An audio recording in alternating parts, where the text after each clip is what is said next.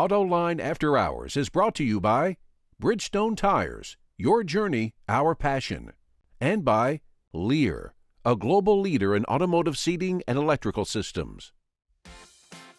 This is Autoline After Hours with Gary Vasilash and John McElroy, episode 347 for September 16th, 2016.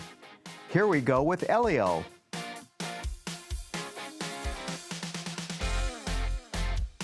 Watch Autoline After Hours live at Autoline.tv every Thursday at 3 p.m. Eastern Time. That's 12 p.m. Pacific Time.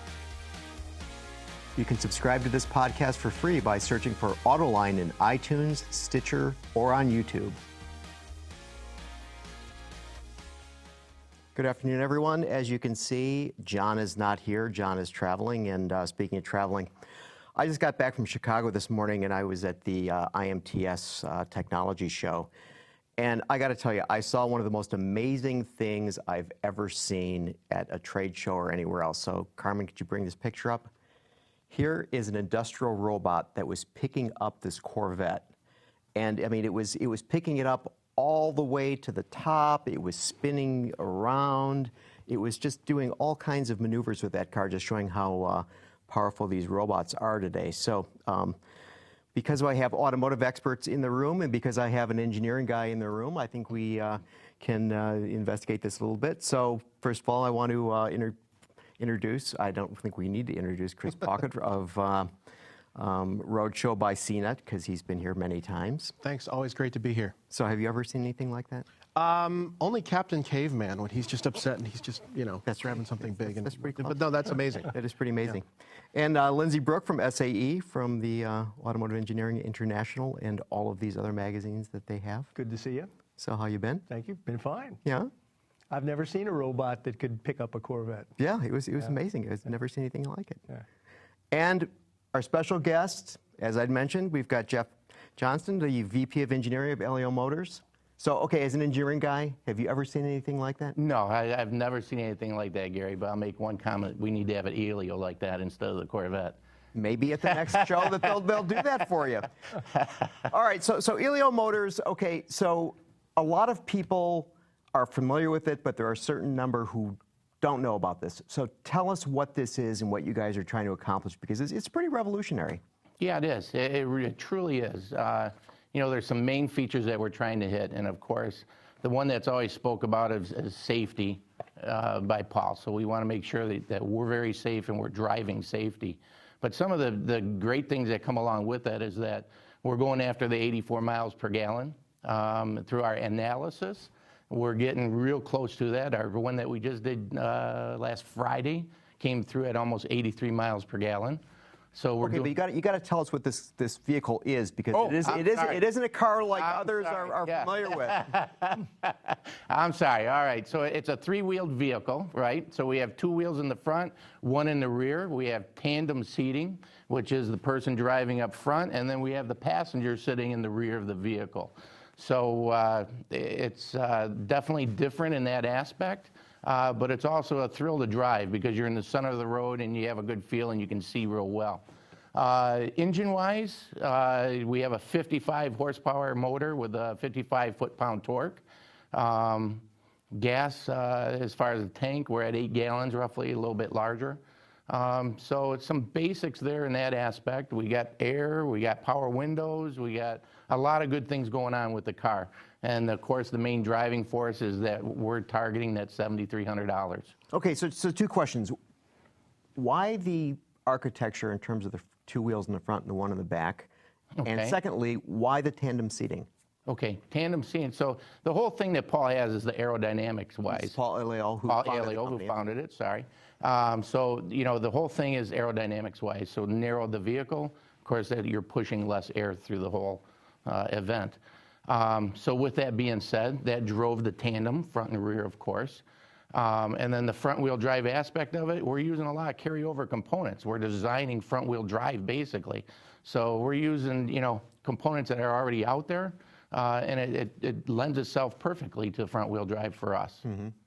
And is steering and maneuvering easy to do? Very easy to do. We just finished up our E1A. We had Roush dial in the suspension for us. Peterson Spring and Gabriel dialed in the shocks for us. And we were handling it like crazy through some of the test tracks and some of the tracks that we have behind our facility. Handled terrific. Amazing on how it did. Is the engine an off-the-shelf piece as well? No, engine is not. So IAV is who we're working with for the engine. They're designing the 3-cylinder for us.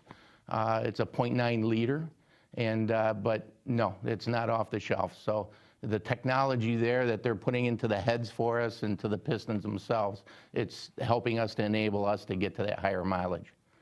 And Jeff, you mentioned some suppliers, and when people ask me about Elio, I tell them, and they say, isn't this just like every small car startup that we've seen, you know, people that have big ambition, but for some reason don't really gauge what it costs to get into the industry? And I said, from what I know of this project, a big difference is these guys are paying their suppliers.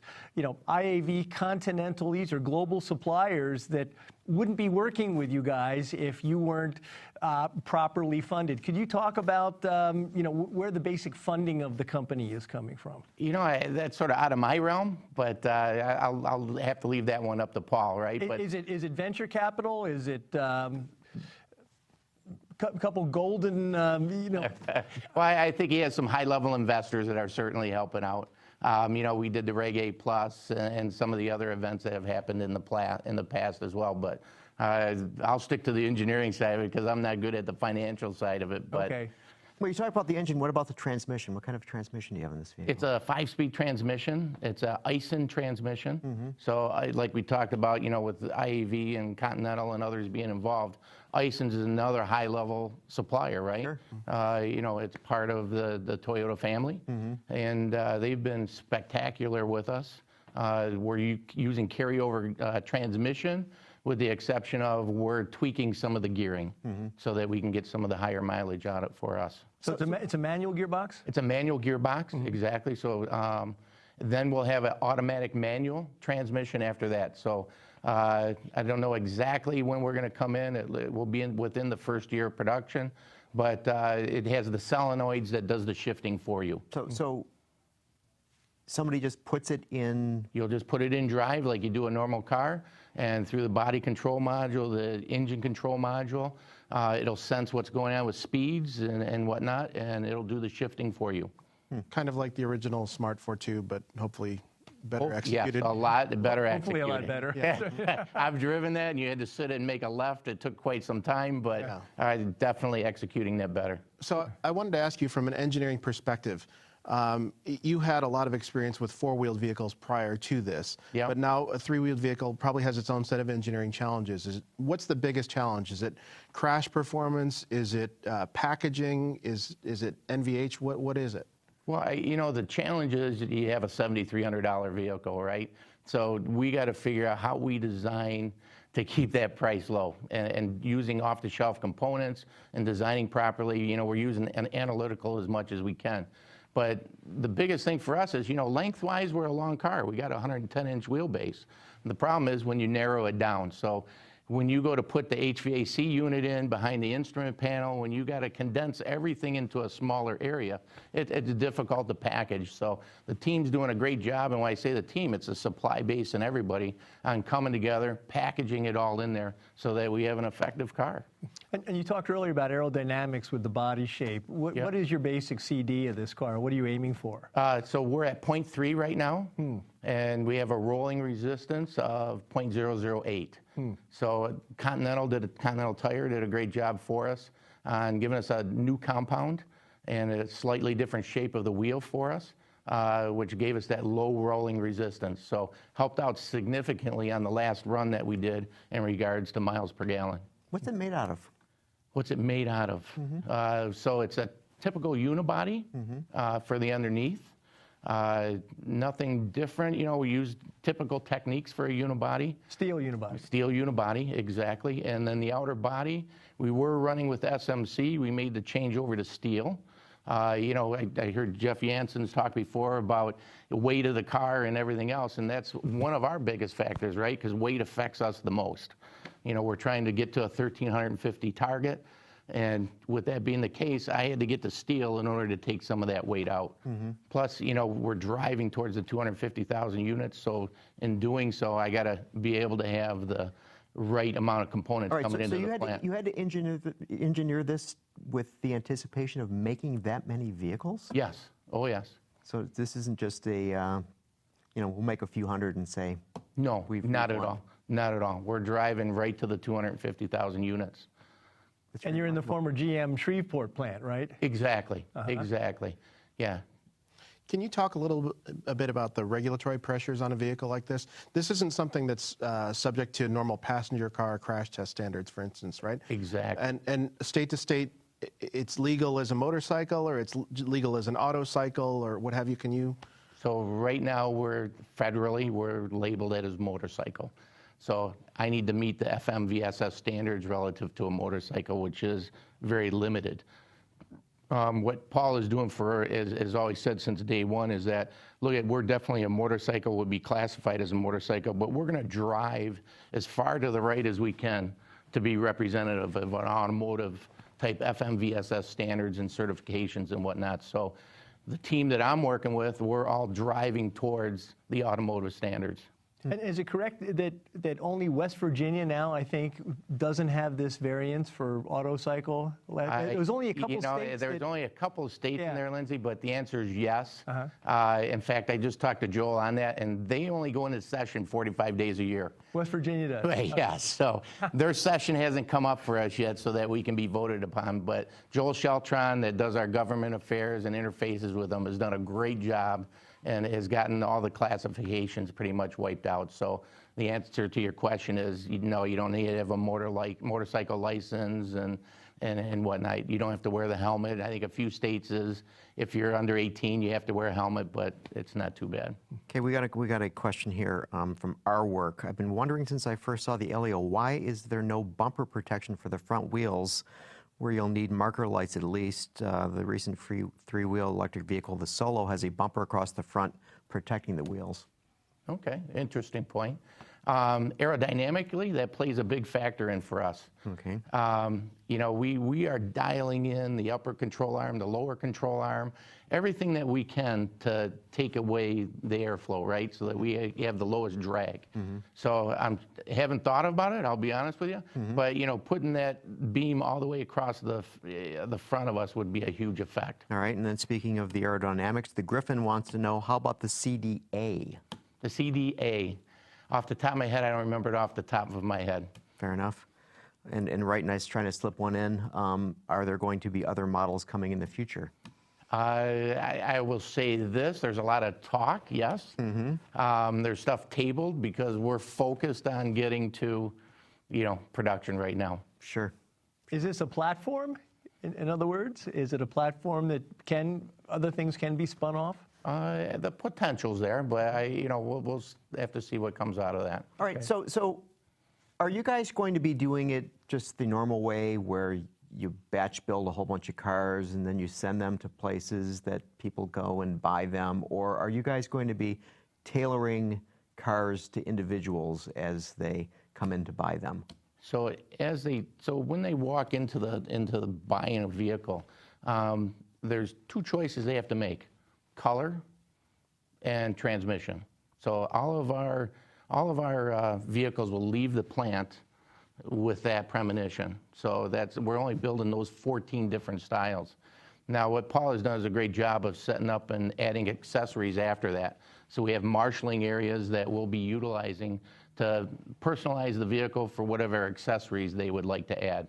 So it's engineered from the start, anticipating that you're going to be plugging these modules into things. Exactly.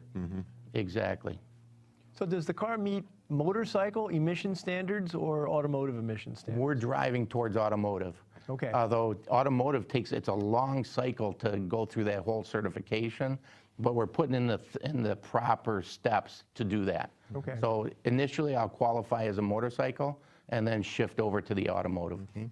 Can you pardon me. We've got a question that is being phoned in. So, Carmen, could you please bring the telephone call in?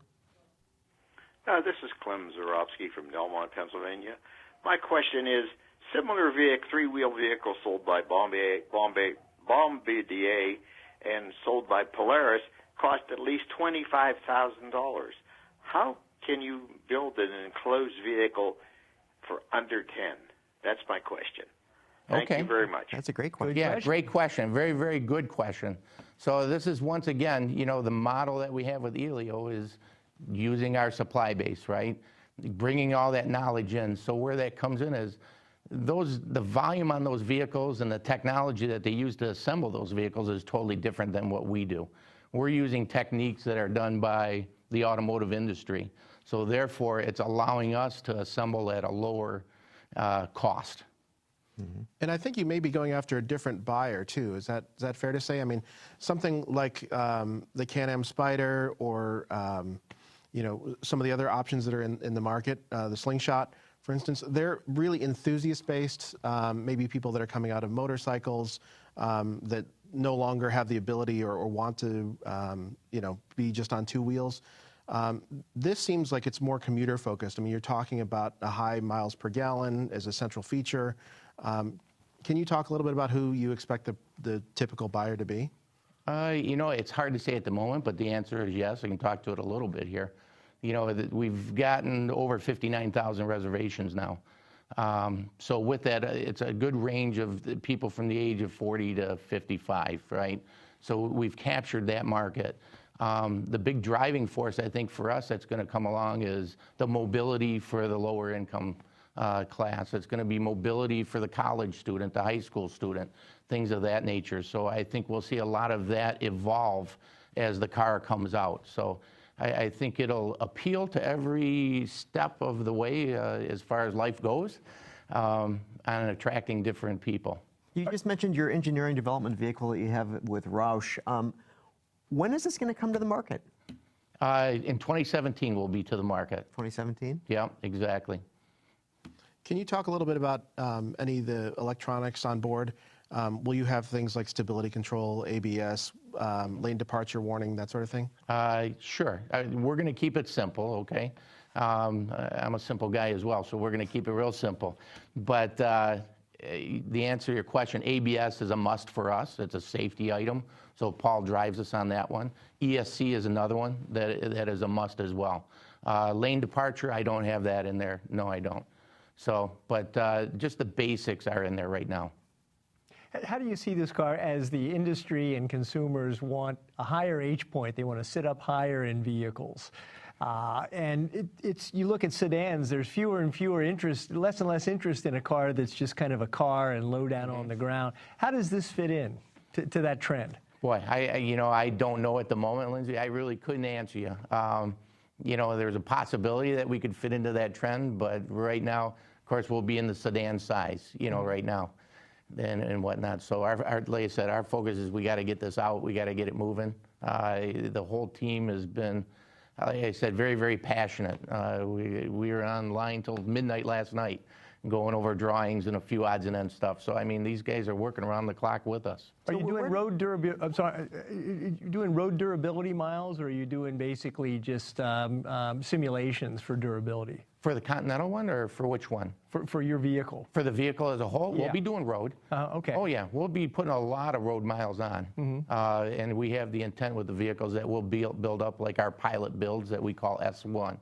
So next spring, we'll be having a lot of miles being put on vehicles. Okay. I was wondering, okay, you guys are all working on the drawings and looking at this vehicle. What was the genesis to say, hey, we want a car like this? We want to, I mean, because it's unlike, I mean, we see a couple of examples, but I mean, it's still quite different. Yeah, I agree it is, but you know, that's the vision of Paul Elio. You know, he's the one working along with Genesis, and it's Dave Spikerman and Mike, and you know, those guys came up with the design initially. They've modified it over the last couple of years, not just minor modifications. So what did you think when you first saw it? Well, I loved it. Yeah? I loved it. I had a chance to drive it right off the bat. I enthused right from then. Yeah? Yeah. Oh, yeah. You're a big guy, Jeff. How'd you fit? I'm a big guy. How'd you fit? I fit perfectly in there. Yeah. Absolutely perfectly. There's a ton of room. I was at the auto show last year for the Detroit Auto Show, so that was before I joined. And there was a guy, I'm guessing he was He said he was 6'9". I don't know, could be in that area. I'm going to guess pretty big guy. Fit right in. It impressed me and everything else. But yeah, sitting in the vehicle now, the difference between our P5 and the E1A even gives us more room. We got about 1 inch more on each side, so we got a lot of room in there. A lot of headspace as well. You know, we're 54, almost 55 inches in height, so and we have a lot of good headroom. And then for the instrumentation, I mean, it has a steering wheel, it has pedals. Oh yeah, instrumentation-wise, very simple. You know, we have the steering wheel, the driver airbag, the cluster behind it, which is RPM and the speed. Real simple light switches. We have an econ switch that we'll be using, so you can have a sport driving module, or you can have a econ module where you want to get the economy with your miles and everything else. So real simplistic. Right. So we were talking about motorcycle like before. I want to make sure that people understand that this is more like a car than a motorcycle. This doesn't lean into corners and all that. It does not lean into corners, anything like that. Yeah, very, very simplistic. So you mentioned your pricing and MPG targets. Can you ballpark any other performance characteristics, your 0 to 60 time? Or 0 to 60, we just came in. I know we have 9.6 in some of our information that's out there. The most recent we did, because of the gearing and everything, I'm floating just below 11. So right around in that area. Is the car an overdrive in fifth, or is that direct? Direct. Direct, okay. Yeah, direct. Okay. Well, Jeff, got to bring this to an end, and want to have you come back when we have a vehicle you can bring and show us. Would love to. We'll get a close look at that. And so Jeff Johnston, VP, Elio Motors Engineering, want to thank you very much. Great, and thanks for having me. Sure, great. And so now we'll get a word from our friends at Lear. Lear Connexus offers a parental controls application with geofencing that sends notifications regarding driving behavior and location, including curfew alerts, acceleration alerts, and speed alerts. All delivered to a smartphone application that includes vehicle location, driver notifications, and a report card of driving history, including notifications when predefined geographic boundaries are crossed. For more information, visit Lear.com. Okay, and we're back. So we got a comment from Right Knight about the picture of the Corvette and the robot, and he said, from robots picking up cars to robot cars, no robot Corvettes, please. So I was thinking of the Autobots when I saw that too, because you had that yellow thing, and there was the Camaro that was the Bumblebee in the Transformers movie. Yeah. And so I'm at the show. There's all kinds of technology, and one of the technologies, of course, that was big there was 3D printing, additive manufacturing, and I thought it was interesting that I saw that.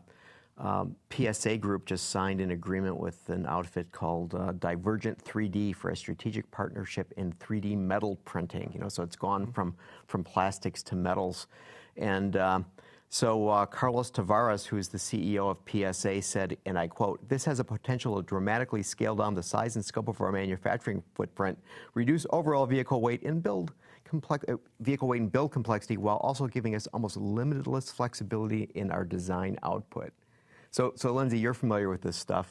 So is he getting a little ahead of himself here? Well, I don't know. The aircraft industry has been, GE and Pratt & Whitney and these big turbine makers have been using 3D printing, additive manufacturing, stereolithography, whatever you want to call it, for quite a while. And the parts keep getting bigger and more complex. Right. And the cost of these machines has become less and less.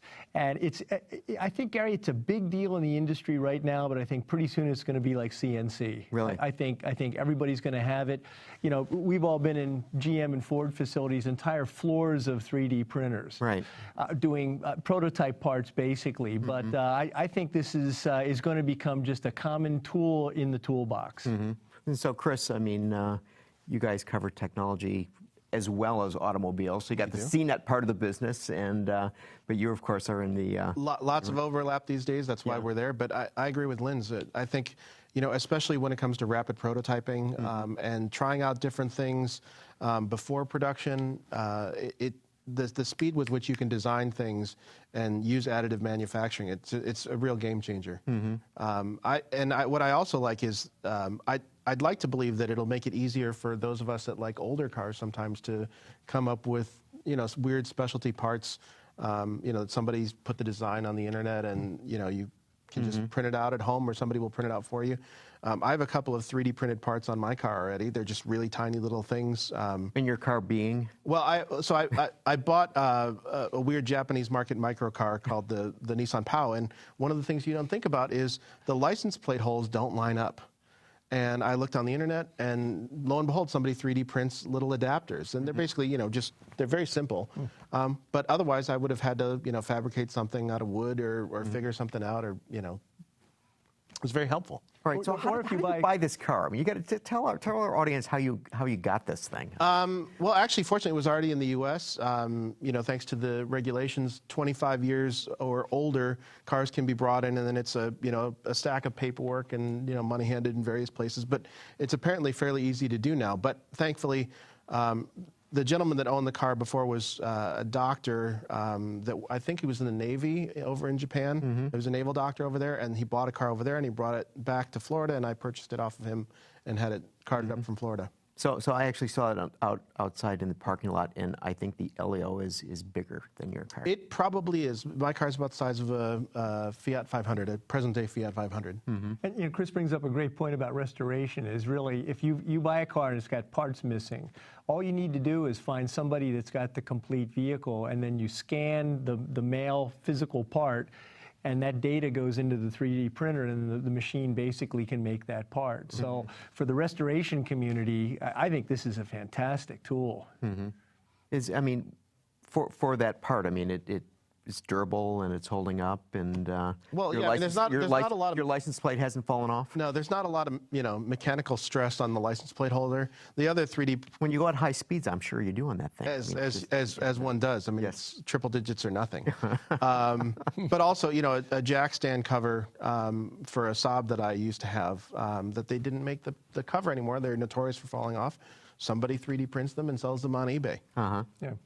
I mean, you can buy little ones at Home Depot, for making little plastic component parts. Yeah. So, sort of like the little Dremels that you can carve things out with. I saw a 3D printer at Barnes & Noble. There's the car, actually.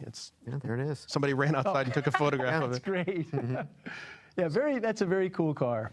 It's a fun little thing. Yeah, so that's absolutely great. So, it's sort of interesting. So, the question that we had earlier about, how are they going to make this Elio for $7,800, and how PSA looks to the future of being able to have printing machines that will do away with, I don't know, injection molding machines or milling machines or something else.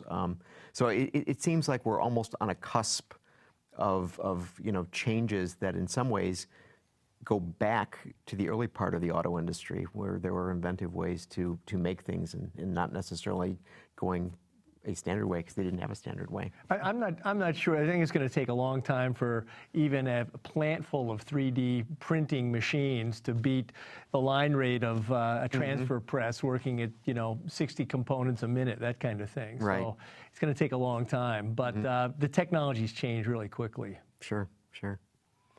So we are going to take a quick break, and then we're going to come back. We're going to have our doctor data number, and that's sort of ironic since that's who I'm supposed to be. But I'll quiz you guys on what this number is going to represent. So we'll be back in a moment. From Shanghai to the Silicon Valley, the auto industry may make news around the globe, but there's only one spot to get your daily dose. Check out Autoline Daily at Autoline.tv, Monday through Friday at noon Eastern. Okay, we're back with Chris and Lindsay. So, as you guys know, I like to find bizarre numbers and things that are somewhat unusual. So I came upon a set of numbers, and I'm not going to read them all. So, Carmen, could you please bring up these numbers, the first? All right, so as you can see, August 2016 vehicle sales in a variety of European countries, okay? So, as you can see, there's, an understandable range of numbers there with, Spain, 64,000, but Greece, 5,600, and so on, right? So, There was an astonishing thing that I discovered. I mean, what can you imagine that I would have discovered? And it has to do with an American product. That take a guess, the Dodge Charger Hemi Hellcat is selling like crazy in Finland. That's a good answer, but unfortunately, and it may be correct, but it isn't the one I was looking for. Certainly a colorful one. Anything, Chris? I don't know. I'm perplexed why Spain and Belgium are so far ahead, especially Spain's economy hasn't been the most robust as of late. Yeah. So to be a leader in something, I'm thinking that it's got to be fairly inexpensive. It has nothing to do with these countries, though. No. It has to do with the United States. But an American product in one of these countries. Now, we'll just, here's the thing that astonished me. Carmen, bring it up. The gotcha. F-Series in August, there was not a single one of those countries that sold total number of vehicles. And so think about that. I mean, we always say how important that car is to the Ford Motor Company. And so here is a single vehicle that is outselling the entire fleet of cars in a given month. F-Series is really a car company unto itself within Ford. It's amazing. And you just drove the new one? The new 10-speed. I had one for about 5 days. I think it is the most perfectly matched gearing in a truck in the market, gearing plus powertrain of anything that's out there. Wow. So you think it's going to enhance those numbers that we just saw? I don't think so. No? No. And the pre-production truck I had didn't even have a badge that said 10-speed on it. You know? It was a King Ranch version. Right. So. Have you driven it, Chris? Or? I have not, and I'm very curious about that because as we've gone to higher and higher ratio count transmissions, there have been a few exceptions. I think ZF does a nice 8-speed in a lot of applications, but a lot of the time I find that they're just, they're dithering between ratios too much, or they. That's the amazing thing about this. I mean, punch it on the highway, steady state, 70 miles per hour, it's in 10th gear. And a good thing about it, I think they learned from the Jeep ZF experience, it's got a vertical gear indicator. So you always know what gear the gearbox is in. And steady state, it's running, low RPM, you punch the thing, it'll make a 5 ratio downshift like that. But if it does go down to 5th, it'll quickly then pop up to 8th. It's a very, very smart transmission. So yes, I was impressed by it. So shifting gears to the other side of the world, I saw that Fiat Chrysler and the BAIC group in China are looking to possibly get together on a joint venture. They've already got a joint venture over there. And I begin to wonder, there's this discussion of the fortunes of Fiat Chrysler going forward. Do you think that there's anything deeper beyond it just being in addition to the operations they have with the Guangzhou company? It's a good question. I mean, we certainly know that they've been looking for assistance, shall we say, and partnerships, whether that's on individual models or looking for someone to purchase the company outright. Seems like it's on the table. So it could be a nice way to sort of test the waters, but I don't really know that I'd say that that's what's going on in this case. Yeah, Sergio's got to go where the money is, and the money's in China for the most part these days in terms of somebody being a benefactor.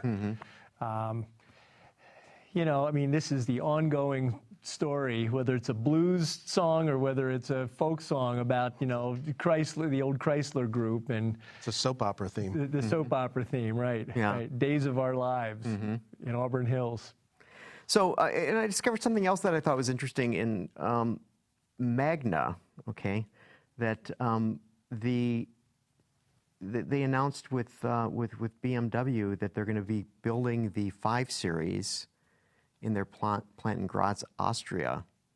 And I'm thinking, wow, isn't that odd to have a BMW built by Magna? Is it just extra volume? Is it incremental volume? Or apparently it's extra volume, and they have been building 2 Mini models in the plant, and those models will go away. And of course, BMW owns Mini. But, so I just wonder about, is there something to like the authenticity of a vehicle, where it's built or who it's built by? There is, but I think that's increasingly less of a factor. I mean, obviously, I think, when when companies like BMW and Mercedes started building vehicles in the U.S., people started, wringing their hands. I think that sort of heritage is maybe more important with smaller volume, ultra high-end vehicles. Mm-hmm. You have a Ferrari, you don't want it built, in Poughkeepsie, right? You want it built in Modena. And I think people are being more and more fluid with that as time goes on. But what if there was a Ferrari plant that was in Poughkeepsie? Would it still be okay, or would it? I think it'd be the closest thing we have to that right now is the Acura/Honda NSX, which is, built in Ohio now. Right. But they built a factory for it. I mean, it's, yeah. And at one point too, Rolls Royces were built in Springfield, Mass. Really? Years ago. So, but that was before brands became important and these kind of things. And I own a Triumph motorcycle, and it's a Bonneville model, which is a very traditional model for Triumph. And you expect it to be built by guys that go out to the pub after work, and it's hand pinstripe and all the English accoutrements of a bike like that. So I'm online one night. This is 2007 model, so it's like I've had the bike for a year. I'm online one night in a Triumph owners forum, and somebody says, these bikes are being made in Thailand now.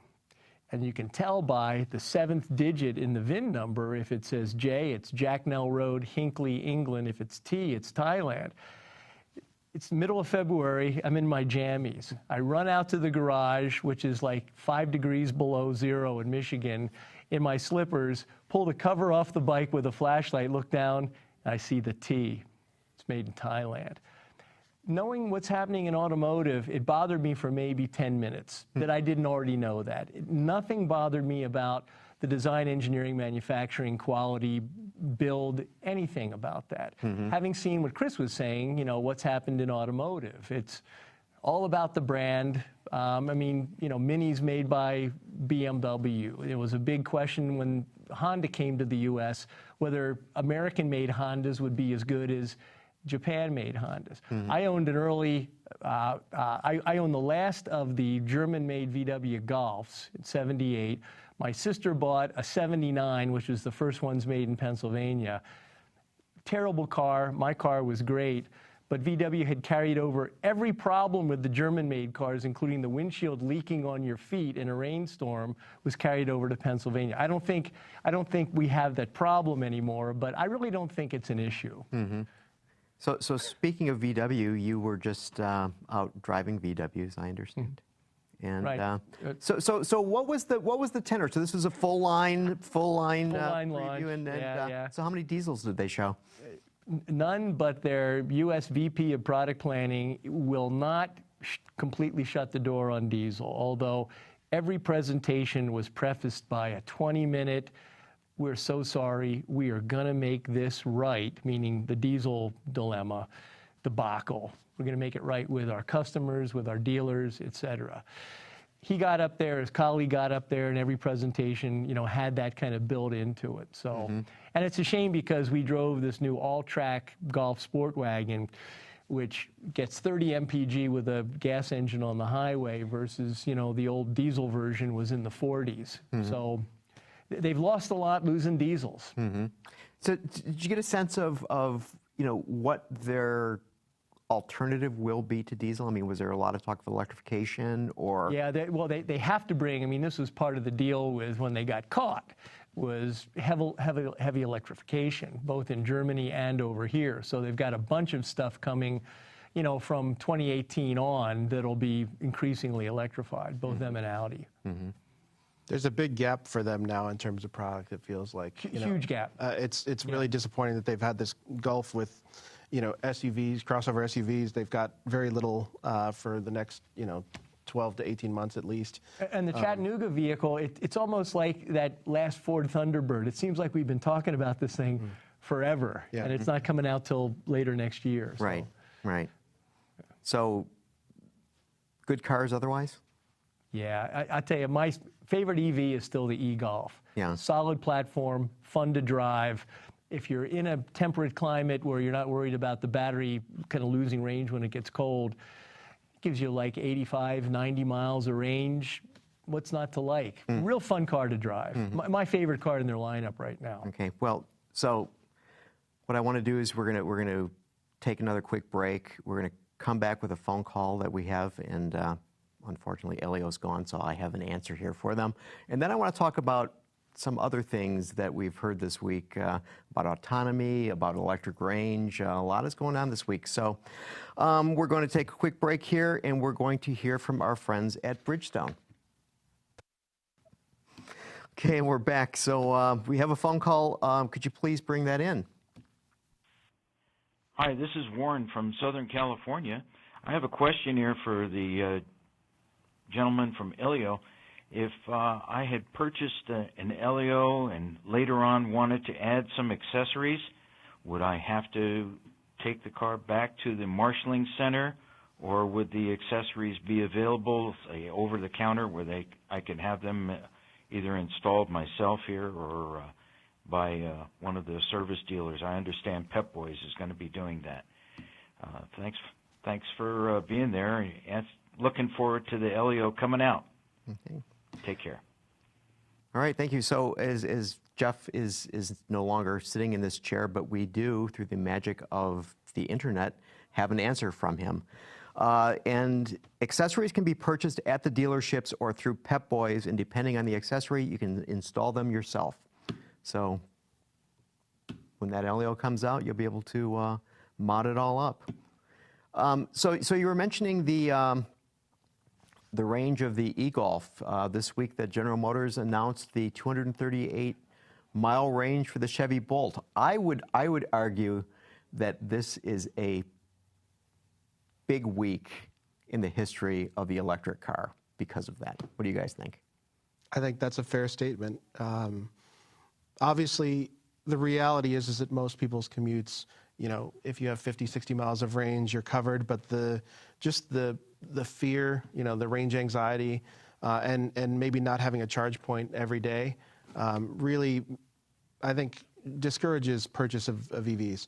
And something that has that kind of range that's, you know, comparable to an IC powered car is very impressive. And actually, our own Tim Stevens actually got an early drive of that vehicle and was able to test out the range on Highway 1, I think last week or the week before.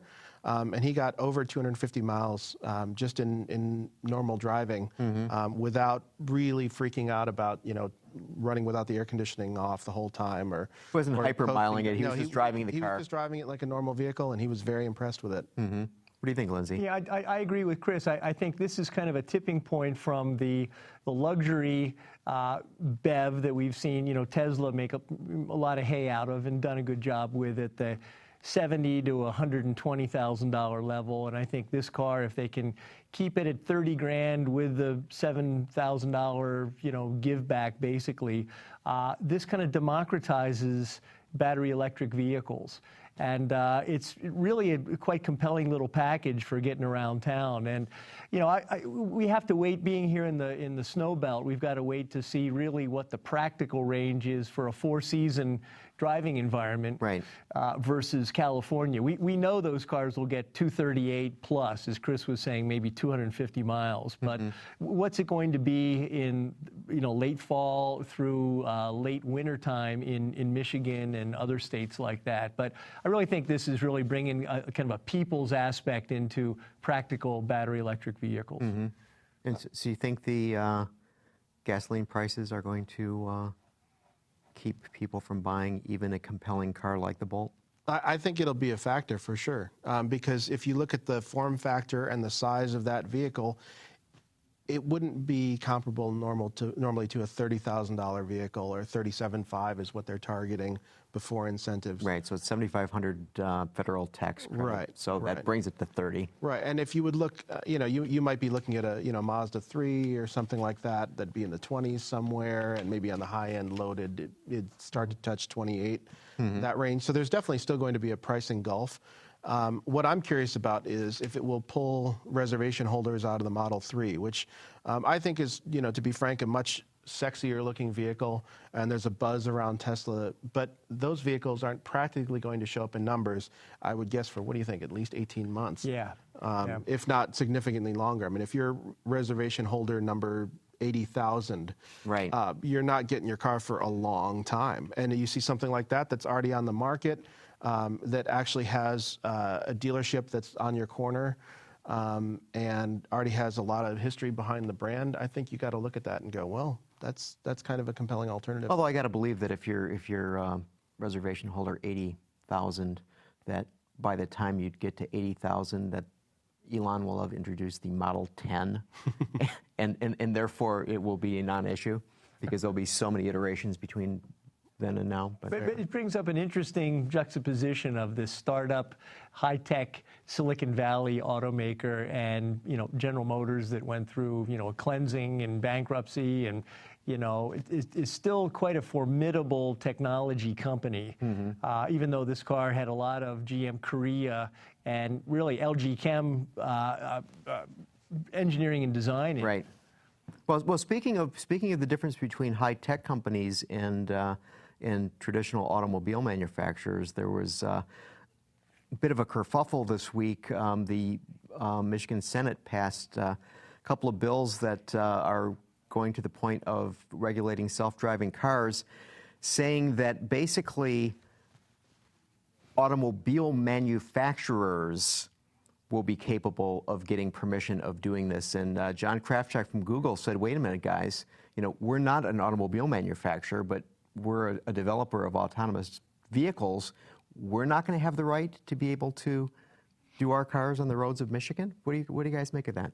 Well, I think it's interesting. It's a question of the intent of the language, because if you depending on how you read it, it may have just been happenstance that it was worded that way, because Google is not presently an auto manufacturer, and in fact, they may, or one of their other companies that are out there may, in fact, just add technology to somebody else's existing vehicle. Right. Will they not be able to, have autonomous vehicles on the road here in Michigan?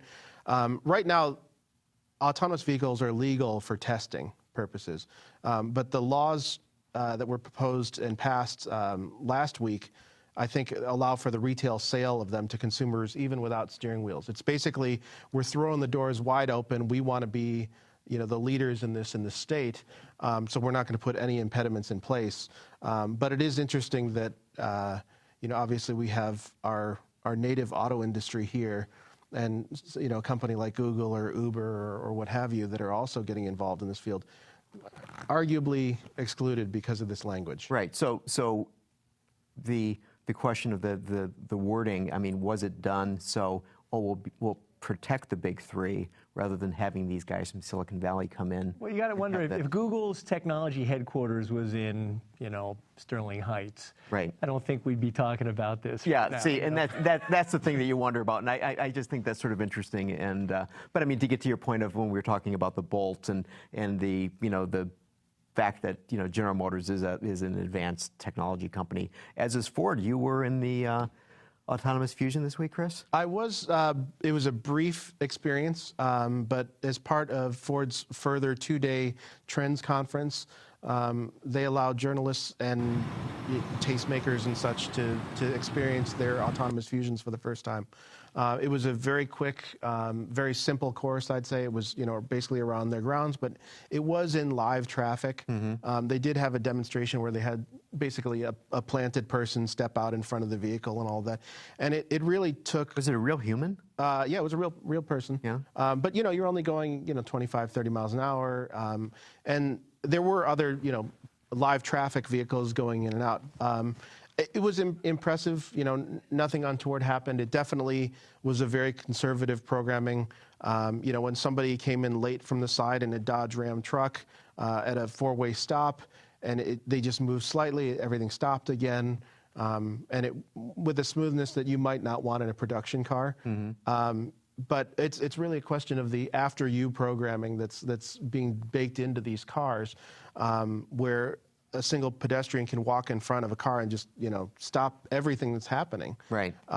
I've been in other more dynamic environments in autonomous cars already. About a year ago, I was in Tokyo in an autonomous Nissan Leaf in live Tokyo traffic. And to me, that was a much more impressive demonstration, to be perfectly honest with you.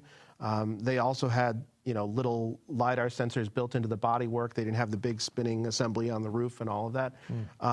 it wasn't without its problems as well, but it really shows just how far everybody's going, that they can just let people en masse into these vehicles now. Well, you were mentioning Uber, so this week they had, what is it, four Ford Fusions out there, and are giving people in the streets of Pittsburgh the opportunity to be in these vehicles. But there are, of course, engineers in this case for now, so it's not like the robot is coming to pick you up with your ride-hailing service. Right, yeah, that's interesting too, and I think they're also going to be working with Volvo on some XC90s like that. Yeah, next year. Yeah, and it's, right now, I think the rides are free. So if you, by luck of the draw, pull up your Uber app and you call it and then you get the robotic car, the ride's on them because they're test miles. Right. But there's still somebody in the driver's seat, hands off, just waiting for things to, require human intervention. It's an interesting period that we're entering, when you see these kind of pilot programs in cities, and Delphi doing a thing in Singapore, and Uber's experiment in Pittsburgh, and I think we're going to be seeing more of this, probably Ann Arbor, Michigan, maybe Detroit, as the state of Michigan starts to bring more of this up. It's because Google can't do it. No, I mean. Yeah, earlier in the summer, I attended a thing up on I-69, which is north of Detroit, where the U.S. Army's Tank Automotive Command is going to be testing convoys of autonomous trucks up there. That the state of Michigan has kind of wired the area for infrastructure, and all over the country, I think we're going to be seeing more and more of this kind of stuff, and we'll all end up behind those vehicles and go, how come this guy is? This guy's garbage truck's parked on the right. How come this guy won't go around him? Well, it's an autonomous car. There's going to be some frustration, I think, from many of us as we see these things and we interact with them in traffic. Well, Uber has purchased this technology company that is Otto, O-T-T-O, that is developing autonomous semi-trucks, and Freightliner has the Inspiration truck that is an autonomous vehicle. And I think that one of the rationalizations, though, for these trucks, that they'll go at a set speed, and so you, of course, will just pass it, right? I mean, and you won't worry about it jerking around and perhaps impeding your hasty way as you're moving along the highways and byways. Well, and I think the advent of the truly connected car will help all of that a lot. So you will have a lot less of the rubbernecking and the accordion effect of traffic. It should smooth it out some, as vehicles become more aware of what's up ahead down the road. And I think the transportation and logistics side of autonomy is particularly fascinating, and that business is. To use the vernacular, it's ripe for disruption, right? I mean, it's, and they want to get safer driving, and they want to get the drivers out of the equation. There's a shortage of drivers in semi-trucks. They can't find drivers. No, and it has been for a really long time already. I was actually in Germany last week with Mercedes-Benz, and they showed basically their autonomous vision of the future for trucks, and they showed off a lot of the partners that they're teaming up with. For drone delivery services and things of that nature. Launching drones from the roofs of cars. Correct. It's crazy, man. It really is. And basically their whole thing is that they're pivoting their truck business, the Sprinters, the Vitos, and all that stuff, from just purely being a manufacturer model to being a logistics company. They'll offer the rentals, basically short-term, long-term. They'll handle all the fleet logistics for you, and they're really pivoting the whole division around that premise.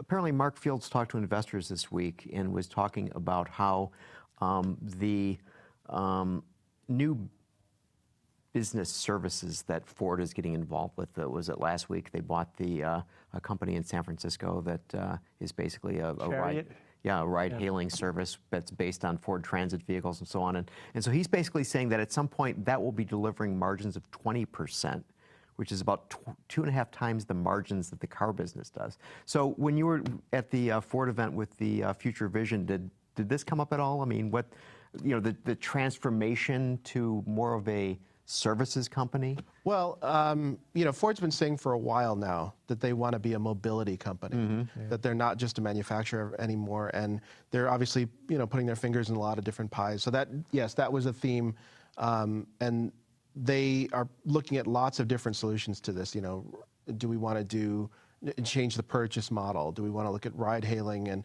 I think one of the things they're hanging their hat on is, these vehicles, even though people won't be purchasing as many new cars, for personal use, these services are probably going to rack up a lot of miles on their vehicles a lot faster, right? Because they're going to be in use 24/7, and then the wear through rate on those things is going to increase business for their service providers at dealer level, and also just for replacement vehicle needs. Yeah, there is that question with volume, and you look at ride hailing. I mean, Uber's model is to eventually get rid of all the people whose cars they're using right now, and if this still exists, it'll either go to fully autonomous, or somebody's going to have to buy a lot of cars. Right. So, and it's sort of interesting to think about it. Like, so right now, whether it's Uber or Lyft, I mean, those companies are not paying for the vehicles, right? So if the three of us just decided at this very moment, damn it, we're going to become Uber drivers, okay, it's going to be based on our vehicles. There's no cost to Uber, right? But if they have the robot cars, they got to buy those cars. They've got to buy those cars if they're going to stay in that business. Right. Yeah.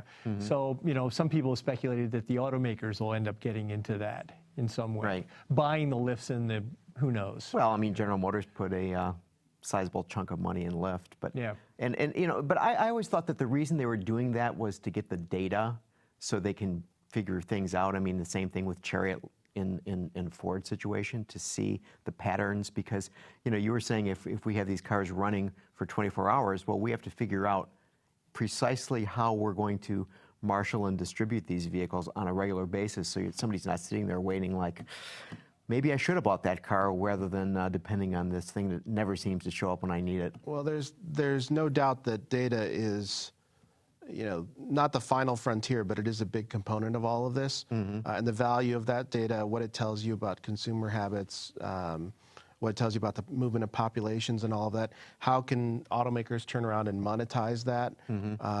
Is the autonomous car of the future going to tell you that there's a special on Big Macs when you drive by the McDonald's, and is that going to lower the cost of the ride because you're subjecting yourself to advertising?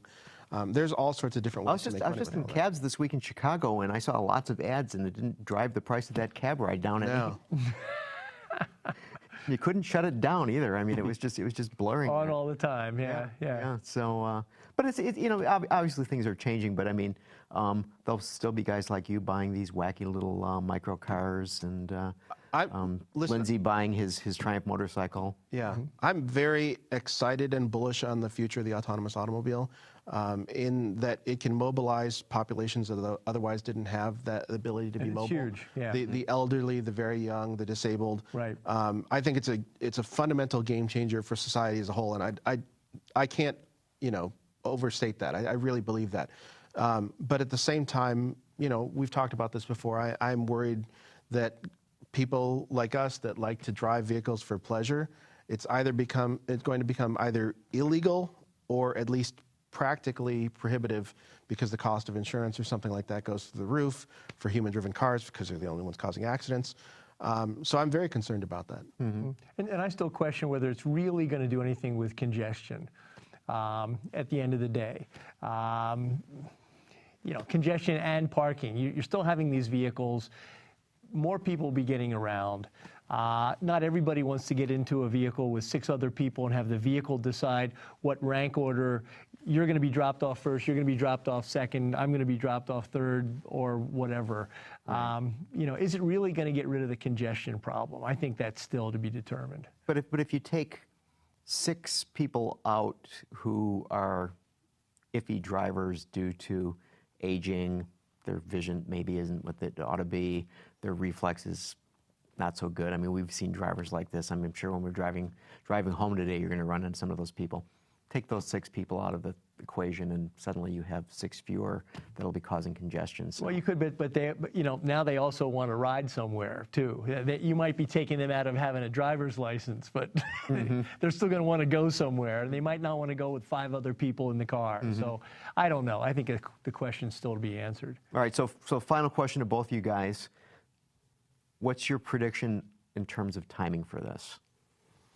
In terms of what? Level 4 autonomy? There'll be level 4 autonomy in ride-hailing applications, so we can't go buy one of these things, but we could use one of these things? In what sort of availability? Because, you know, Ford's already saying 2018 will have that. And I have a feeling that that'll probably be a very limited test market. It might be like at an airport or something like that, where you can hail it and go from one terminal to another. Something very limited, or in a city center in a prescribed area. As far as widespread availability, I think we're still a ways off. All right, so you go to Chicago and you want a vehicle. When will you be able to get one that will be autonomous? That you can buy privately? No, that you will get through a service. Oh, you can, okay. Because all the insurance and legality. So you're in Chicago and you want to go, you know, from one part of Chicago to another, and you want to use the ride-hailing app to get an autonomous vehicle to go to you. It's a good question. Should we make a bet on the show? Where we You can. buy each other a beer, whoever wins, in 2025. I don't know. That was actually the number that I was going to default to. 2025? 2030, yeah. Yeah? Yeah. 2030, come on.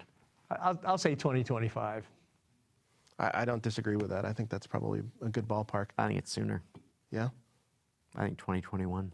And how soon until all three of us are out of a job? No, CB, you'll be writing about all these fascinating processors that are making all of these things better, and Lindsay will be writing about the LiDAR systems that are the size of a thumbnail and all that good stuff. But no, I just think things are happening so quickly. I mean, you know, Toyota just announced today that they're hooking up with some, you know, robotic research company that goes outside what they normally do, and one of the reasons they're doing that is because they want to do R&D in a different way. And, you know, and then they, oh, by the way, donated $1 million to a charitable fund that's associated with this outfit. I mean, it's just. I think the weird uncle in the basement on this is the liability, the whole issue of liability. And as Chris said, you know, it's one thing to have a very U of M campus, you know, and then U of M buys a certain amount of insurance that if anything goes wrong with this network of vehicles that's taking people around from the engineering building to the English building, et cetera, that they can't be sued, that they'll have protection on that. Take these things, we're all so close to it. Take these things out, and as Chris said, put them in the middle of Tokyo or in the middle of Detroit or New York or whatever. Becomes a very different level of risk. And I think that's what we've got to, you know, the technology is going to be there. And I think you're right, 2021-ish, something like that. But I think there's a lot to be worked out on the liability side. My own feeling. All right, we're going to leave it there. Lindsay, Brooke, skeptic. No. SAE. So thanks for Lindsay for coming back here again. Chris Paukert, it's always good to see you, and you'll be driving home in that little thing, and there'll be all this congestion, but you'll zip right around. But I'll be having fun. Okay. Slowly. Okay. So, okay, we want to thank you all for tuning in, and I think this was an enjoyable show, and I had fun. Did you guys have fun? Absolutely. Always. Yeah. All right. So, see you back here next week. John will be here, and so with that, have a good day. Autoline After Hours is brought to you by Bridgestone Tires, your journey, our passion, and by Lear, a global leader in automotive seating and electrical systems. Visit our website, Autoline.tv, where you can watch us live Thursday afternoons, get your daily news fix with Autoline Daily, and in-depth analysis and interviews with Autoline This Week. There's all that and much more at Autoline.tv.